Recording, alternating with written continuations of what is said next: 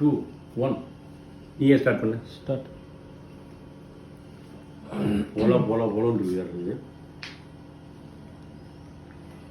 ருசி ஆட்டு பிரியாணி மாதிரி நல்லா சூப்பராக இருக்குதுண்ணா.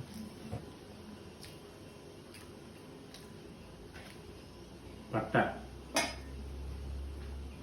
அதாவது பிரியாணி ருசிக்காக சாப்பிட்றதுன்னா வான்கோழி பிரியாணி மட்டும்தான் நல்லாயிருக்கும்.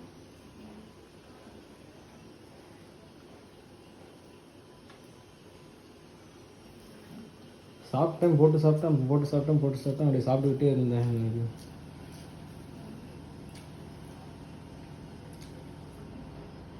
அது சீரக சம்பாவில் செஞ்சால் நல்லா இருக்குது. ஜீரக சம்பா சாப்பாடு, வான்கோழி பிரியாணி.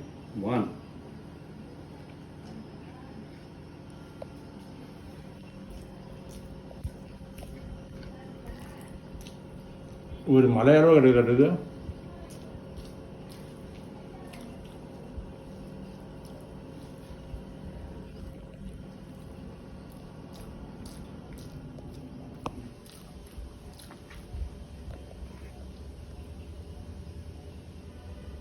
லாலிபப்பா.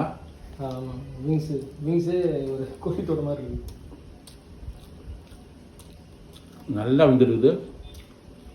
கரெக்டாக இருக்குது. என்ன உள்ள ஃபுல்லாக ஏறி மாட்டேங்குது. கோழி எலும்பு கடிச்சிக்கிறேன்.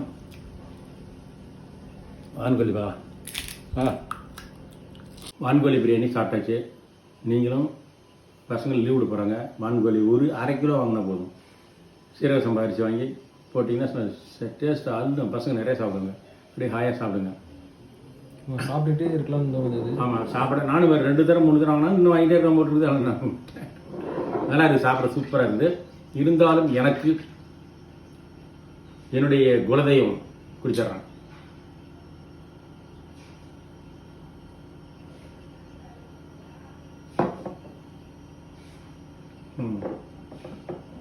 சூப்பராக இருக்குது.